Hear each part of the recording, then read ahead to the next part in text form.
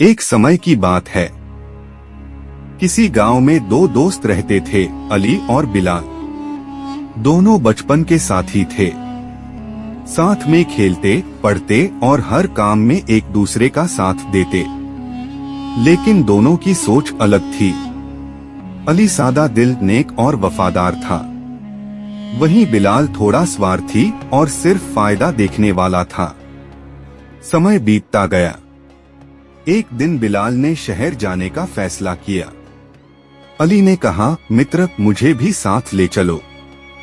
हम दोनों मिलकर मेहनत करेंगे और किस्मत आजमाएंगे।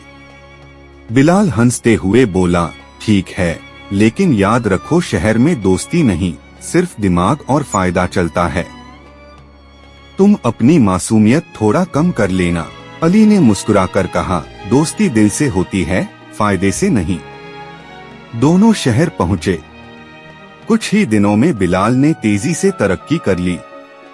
वह लोगों की झूठी तारीफ करता, धोखा देता और अपने फायदे के लिए कुछ भी कर गुजरता। अली ने ईमानदारी और मेहनत से काम किया, लेकिन उसे ज्यादा कमाने का कोई मौका नहीं मिला। बिलाल अक्सर अली का मजाक उड़ाता, देखो, तुम्हारी ईमानदारी ने तुम्हें कुछ नहीं दिया और मेरे झूठ ने मुझे ऊंचाई पर पहुंचा दिया। अली सिर्फ मुस्कुराकर कहता, समय हर किसी का इम्तिहान लेता है दोस्त। कुछ महीने गुजरे।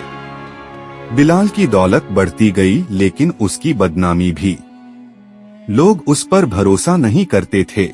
आखिरकार बिलाल पर बड़ा आरोप लगा और उसका सब कुछ छिन गया। वह अकेला और परेशान हो गया। जिसे भी मदद के लिए बुलाता, लोग मुंह मोड़ लेते।